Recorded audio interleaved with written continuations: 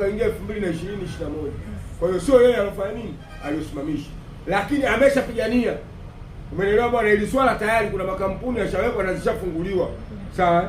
Kwa hiyo sasa hivi kama watu wataanza kupata kadi, kampuni zile ndo zinatengeneza nini mchakato.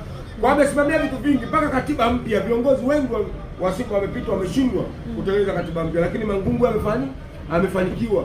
Tushapata katiba yetu mpya sasa hivi ambayo ina wawekezaji watatu.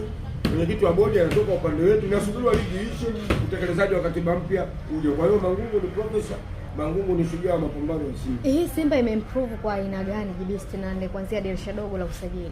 Kuanzia dirisha dogo la usajili Simba imeimprove kwa sababu ni mechi 29 unbeaten, hawajafungwa mpaka sasa hivi. Ndio. Si umeelewa? Toka mara ya mwisho kufungwa mpaka sasa hivi mwalimu wetu tangu aje hajafungwa na hata wachezaji wetu tangu waingia hatujawahi kupoteza nini? Point. Yanga alituzidi kwa alama 8, sasa hivi alama zimebakia 2. Pressure imekuwa juu. Waliingia dirisha dogo hatuna point hata moja klabu bingwa, tukapata point 5. Kwa hiyo timu ina improvement kubwa.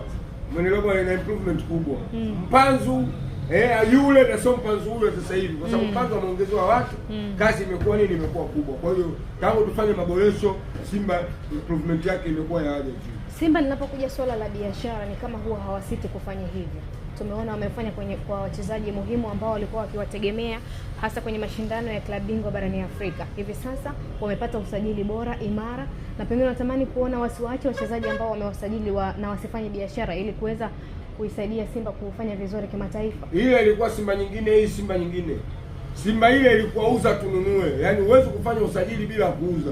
Lakini Simba hii sasa hivi pesa zipo. James Mwamba yupo. Umeelewa bwana? Umeelewa, viongozi wametulia. Umeelewa, wawekezaji wanakuja watatu. Sasa unauzaje mchezaji? Huwezi ukauza mchezaji. Kwanza hakuna mchezaji anayetamani kuuzwa ndani ya Simba. Hivi kuna mchezaji asiyopenda kupanda hizo? Na tetesi na tetesi zimeanza. Tetesi hizo kawaida. Hizo tetesi ni kawaida, lakini hatuuzi mchezaji. Yaani msimu huu tunapunguza wasiofaa, tunaongeza vyuma. Kuna wapo wasiofaa Simba? Wapo wachezaji ambao hawapati nafasi. Kwa mfano kama yule Nabi Kamara nafasi hapati. Sasa unamwachaje hapo mchezaji wa kigeni anazuia nafasi ya bure. Kwa mchezaji ambaye nafasi hapati anapisha watu wengine wanakuja kufanya. Jonathan Soa tushaachana naye. Na anaenda Singida na Singida. Arudi huko alikotoka kwenye watu wenye tabia mbaya. Huko kwenye timu ya watu wa karimu. Alikuwa anafanya vizuri. Yule alikuwa jasusi. Wewe sasa hivi tangu aondoka Jonathan Soa tumsimamishi. Wewe umesikia kuna habari ya ujasusi? Zimekufa hizo tetesi. Ina maana yule ndo alikuwa jasusi wa nini? Jasusi wa Simba. Umeelewa? Ndio alikuwa anapeleka taarifa za nini? Taarifa za Yanga. Nikushukuru sana. Asante sana.